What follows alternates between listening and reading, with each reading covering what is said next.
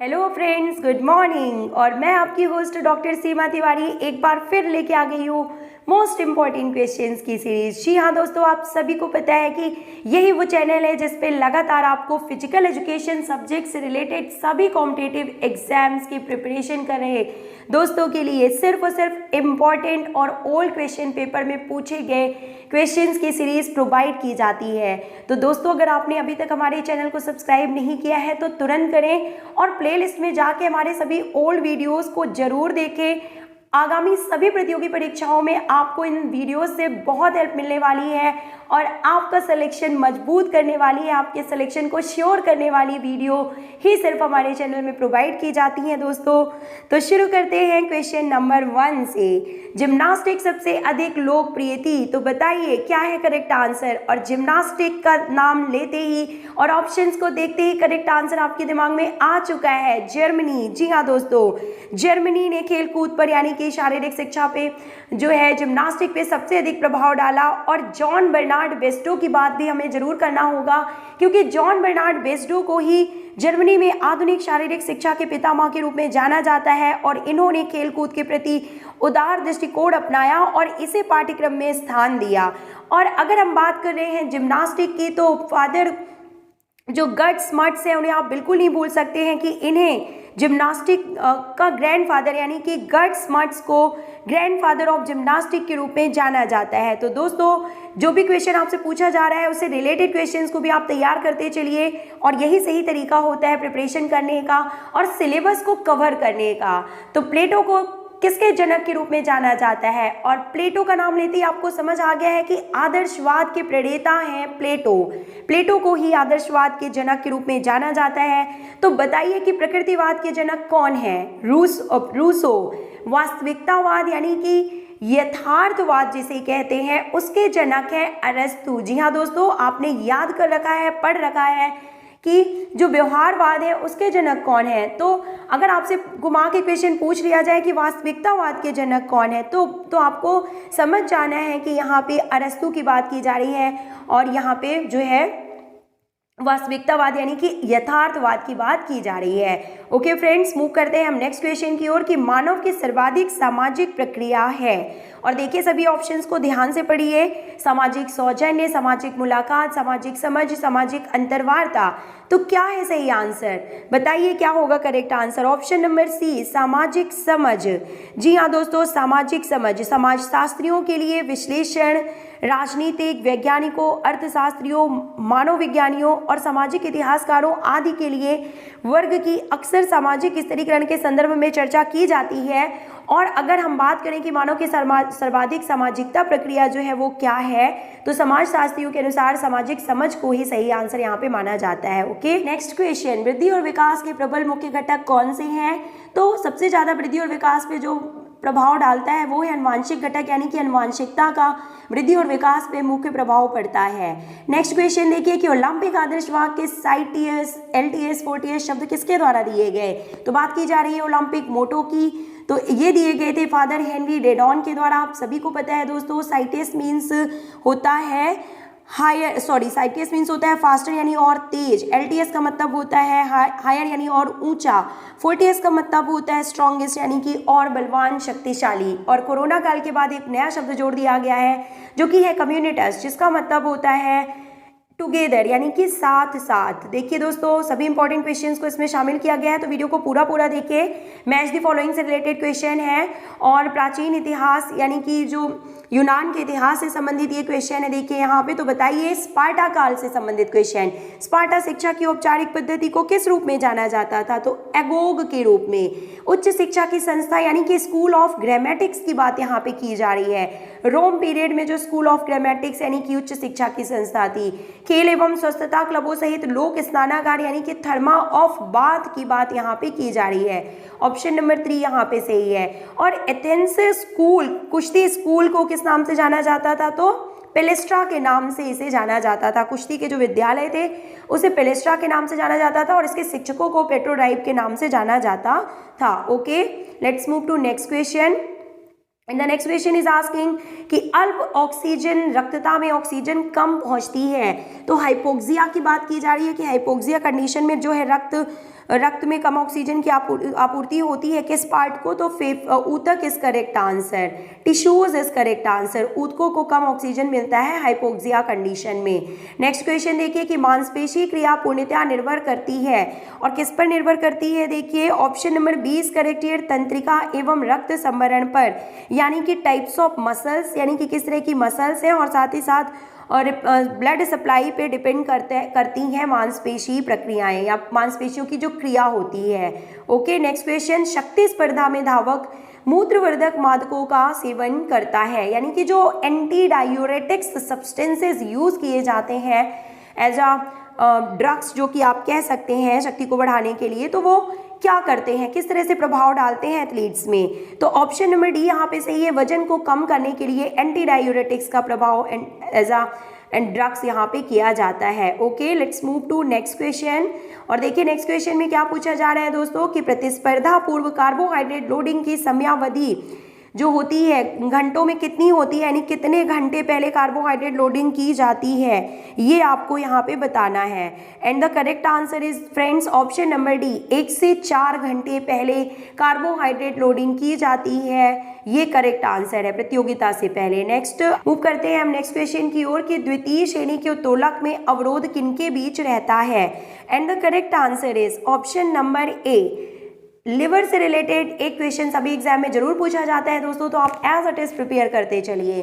तो देखिए second class lever की बात की जा रही है, तो क्या होगा यहाँ देखिए फर्स्ट क्लास लीवर का क्या हो जाएगा, आपको बता दें FAR होगा, और जो सेकेंड क्लास लीवर है उसमें होगा ARF, यानी जो रेसिस्टेंस होता है, यहाँ पे बोला जा रहा है कि अवरोध यानी कि रेसिस्टेंस जो होता है वो किसके बीच में होता है, तो क्या है करेक्ट आंसर, देखिए फल्क्रम एंड फोर्स के बीच में होता है रेसिस्टेंस। तो ये फॉर्मूला आप याद रखिएगा, फर्स्ट क्लास लीवर में जो है वो फल्क्रम बीच में होता है, सेकेंड क्लास लीवर में रेसिस्टेंस बीच में होता है, और थर्ड क्लास लीवर जो होता है उसमें आपका फोर्स बीच में होता है फल्क्रम एवं रेसिस्टेंस के। ये टाइप थर्ड की बात यहाँ पे की गई है। तो दोस्तों तीनों ही लिवर से रिलेटेड, लिवर के टाइप से रिलेटेड ये क्वेश्चन एग्जाम में पूछ लिया जाता है। ओके, मूव करते हैं हम नेक्स्ट क्वेश्चन की ओर। And the next question is asking that, देखिए कौन सा उत्तेजक पदार्थ अंतरराष्ट्रीय ओलंपिक समिति द्वारा प्रतिबंधित नहीं है। तो ऑप्शंस देखते ही आपने करेक्ट आंसर गेस कर लिया होगा कि ऑप्शन नंबर डी यहाँ पे सही है कि शराब, यानी कि अल्कोहल एंटी डोपिंग एजेंसी के द्वारा जो है प्रतिबंधित जो ड्रग्स आते हैं उनमें इसको शामिल नहीं किया जाता। कोकेन, मैरिजुआना एवं एपिड्रिन को शामिल किया जाता है दोस्तों। नेक्स्ट क्वेश्चन बहुत ही इंपॉर्टेंट है और सभी एग्जाम में एज इट इज पूछ लिया जाता है दोस्तों कि तेज गति की दौड़ों में मुख्य कारक क्या है, तो मांसपेशी तंतु के प्रकार। ये इंपॉर्टेंट क्वेश्चन और आपको इसका कॉन्सेप्ट क्लियर होना बहुत जरूरी है कि किसी भी प्रकार की रेसेस में जो प्रभाव डालते हैं वो टाइप्स ऑफ मसल फाइबर्स होते हैं। किस तरह से, देखिए अगर बात की जा रही है स्प्रिंट रेसेस की, तो स्प्रिंट रेसेस में वाइट मसल फाइबर्स ज़्यादा मात्रा में पाए जाते हैं और इनमें माइटोकॉन्ड्रिया का जो नंबर होता है वो बहुत कम होता है, जो कि तुरंत एनर्जी प्रोवाइड करते हैं और एथलीट्स को जो है फ़ायदा मिलता है स्प्रिंट रेसेस में। और जो दूसरे प्रकार के मसल फाइबर्स होते हैं वो होते हैं रेड मसल फाइबर्स, जो कि लॉन्ग डिस्टेंस रनर्स में या मैराथन धावकों में पाए जाते हैं और इनमें माइटोकॉन्ड्रिया का नंबर जो होता है वो जो होता है बहुत ज़्यादा होता है और वो देर तक एनर्जी प्रोवाइड करते रहते हैं। तो तेज स्प्रिंट रेसेस में फास्ट ट्विच फाइबर्स यानी कि वाइट मसल फाइबर्स पाए जाते हैं और लॉन्ग डिस्टेंस रनर्स में जो है स्लो ट्विच फाइबर्स यानी कि रेड मसल फाइबर्स पाए जाते हैं। नेक्स्ट क्वेश्चन देखिए कि एक प्रक्षेपण की उड़ान केवल ऊंचाई और समय पर निर्भर है। क्या है सही आंसर, देखिए यहाँ पे option number 1 is correct here. प्रारंभिक लंबमान वेग पर निर्भर होती है प्रक्षेपण की उड़ान। नेक्स्ट क्वेश्चन, किस कोण के पश्चात अतिरिक्त खिंचाव प्रारंभ होता है। And the correct answer option number C, 180 degree के कोण पर खिंचाव विपरीत दिशाओं में होता है और इस कोण के पश्चात ही अतिरिक्त खिंचाव प्रारंभ होता है।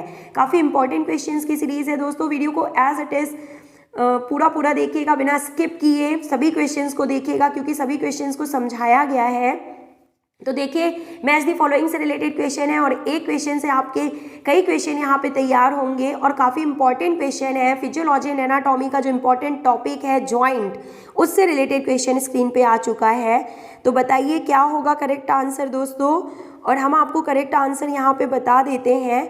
ऑप्शन नंबर देखिए जो सही मिलान है वो पहले हम आपको बता देते हैं कि कब्जा संधि यानी हिंज जॉइंट का संबंध किससे है। देखिए तो घुटने एवं कोहनियों में यानी कि नी एंड एल्बो जॉइंट्स जो है वो हिंज जॉइंट के एग्जाम्पल हैं, जो कि सिर्फ एक ही डायरेक्शन में जो है मूवमेंट की परमिशन देते हैं।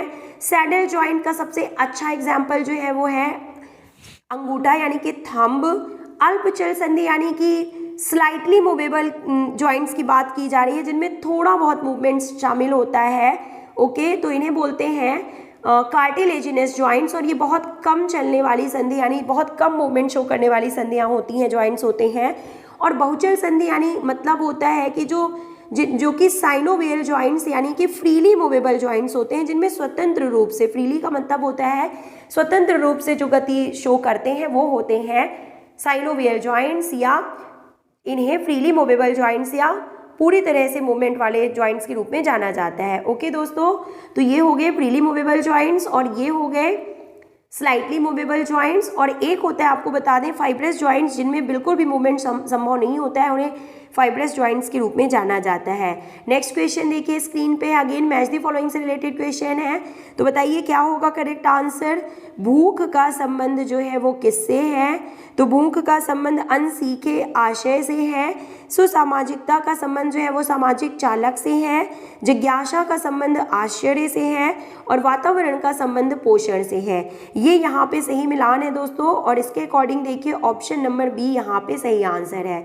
नेक्स्ट क्वेश्चन देखिए दोस्तों स्क्रीन पे है आपके सामने, और बताइए सही आंसर क्या होगा। काफ़ी इंपॉर्टेंट क्वेश्चन है, इस टॉपिक से रिलेटेड एक क्वेश्चन सभी एग्जाम में पूछा जाता है, पोस्चरल डिफॉर्मिटी से रिलेटेड क्वेश्चन है स्क्रीन पे।